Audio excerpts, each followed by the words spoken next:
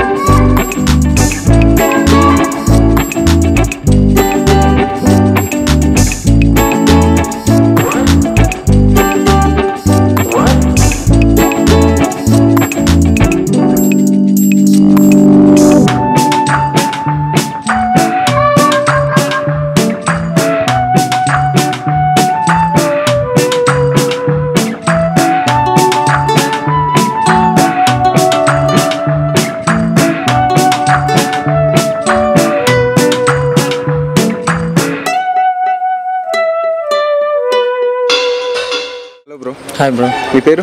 Gnanaprakash. Okay, మీకు photography అంటే interest. అలా ఈ ఫీల్డ్ అనే కాకుండా అన్ని ఫీల్డ్ ఫోటోగ్రాఫ్స్ ట్రై చేద్దామని, కానీ ఎక్స్పీరియన్స్ ఎప్పుడు చేయలేదు. ఇలా ఫీల్డ్కి వచ్చి ట్రై చేయడం, కొత్తవి బ్యాక్గ్రౌండ్ ఆబ్జెక్ట్ తీసుకోవాలంటే ఒక ఇంట్రెస్ట్ ఉంది, కానీ ఎప్పుడు ఎక్స్పీరియన్స్ చేయలేదు. తర్వాత ఈనేష్ మా ఫ్రెండ్ తన చెప్పడం వల్ల ఒక ఇంట్రెస్ట్ అనేది ఏర్పడింది. సో మార్నింగ్ లేయడం, ఇలా ఫీల్డ్కి రావడం, ప్రతి ఆబ్జెక్ట్ని డిటెక్ట్ చేయడం, కానీ ఈజీగా రావడం లేదు. ప్రతి ఒక్క ఫోటో ఆబ్జెక్ట్ మూవ్ అయిపోతుంది. దానికోసం వెయిట్ చేయడంతో ఒక్క ఫోటో వచ్చింది, కానీ అది బ్లర్ అయిపోయింది. రిస్క్ ఎక్కువ అయిపోతుంది, కానీ పేషెంట్ అనేది కావాలి. పేషెన్స్ లేకపోతే మనకి పిక్చర్ అనేది రాదు, కరెక్ట్ ఆబ్జెక్ట్ రాదు. సో అలా తనతో కూడా ఉండి ఫీల్డ్ వెళ్ళి ఒక 10 days అలా డైలీ వెళ్ళినాక పేషెంట్ నేను తెచ్చుకొని ఆబ్జెక్ట్ కరెక్ట్గా వచ్చేంత దాకా వెయిట్ చేసి తర్వాత ఒక్కొక్క ఫోటోని స్లోగా క్యాప్చర్ చేస్తున్నాను. మీరు ఇన్సెట్స్ని ఎలా అర్థం చేసుకోవాలి అనేది ఏమన్నా ట్రైనింగ్ తీసుకున్నారా? అంటే ఆ మూమెంట్ తెలుసుకోవాలి ఫస్ట్. ఇన్సెట్ అనే మూమెంట్ తెలుసుకున్నామంటే మనం ఎలా మూవ్ చేయాలనేది అర్థమైపోతుంది. అది మూవింగ్లో ఉందా, స్లో అక్కడే స్ట్రక్ అయిందా అన్న పాయింట్తో మనం క్యాప్చర్ తీసుకుంటే ఆటోమేటిక్గా ఇదైపోతుంది. అది తన ఇన్స్ట్రక్షన్స్ వల్లే లైట్గా మొత్తం ఇలా నేర్చుకున్నాను. మనం సౌండ్ చేస్తే ఆబ్జెక్ట్ ఆల్మోస్ట్ మూవ్ అయిపోతుంది. సో అలా తన దగ్గర నేర్చుకున్నాం ఇవన్నీ స్లోగా, 1 by step. అంతే, చిన్న ఆబ్జెక్ట్సే, పెద్ద ఆబ్జెక్ట్స్కి నేను ఇంకా వెళ్ళలేదు. ఓకే, మీరు మొబైల్ ఫోటోగ్రఫీ? మొబైల్ ప్రస్తుతానికి లెన్స్ లేదు. నా ఫోన్లో మైక్రో ఆప్షన్ ఉంది, ఆ ఆప్షన్తోనే జస్ట్ ట్రై చేస్తున్నాను. లెన్స్ పెట్టానంటే ఎంత డిస్టెన్స్లో తీయడానికి కొద్దిగా నాకు డిఫికల్ట్గా ఉంది.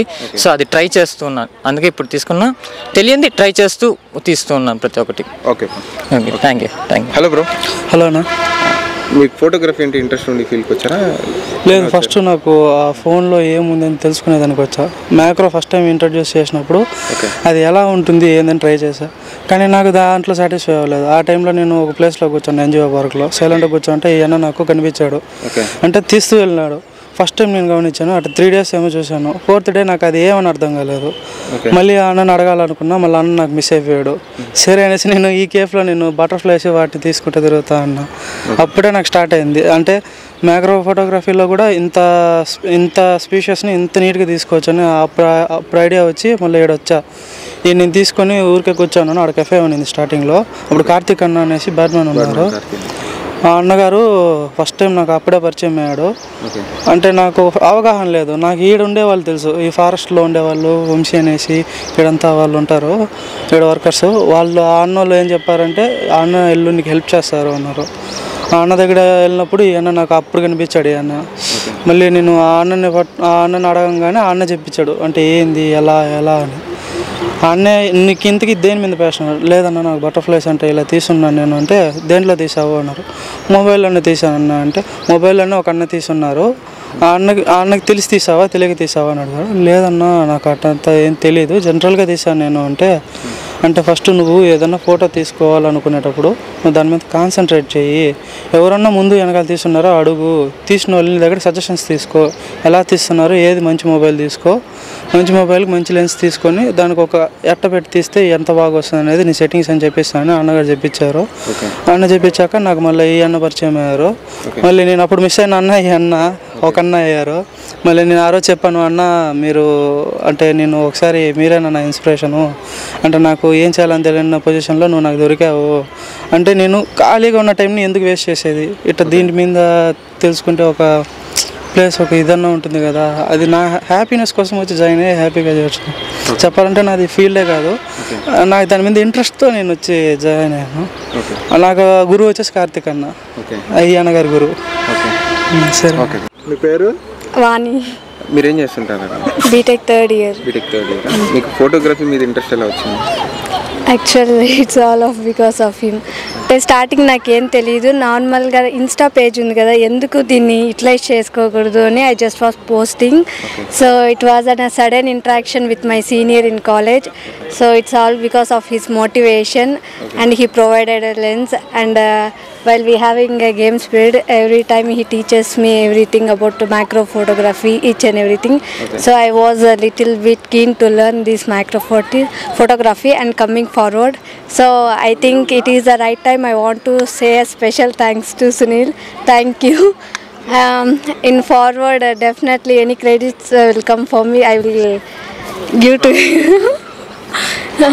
That's it. ఈ రోజు ఇక్కడికి వచ్చిన తర్వాత ఏం నేర్చుకున్నారండి? And I was feeling glad to meet different photographers and learning how to focus on photography, and it just was good experience, and I hope I still want to learn many things like that and a good interaction with all photographers.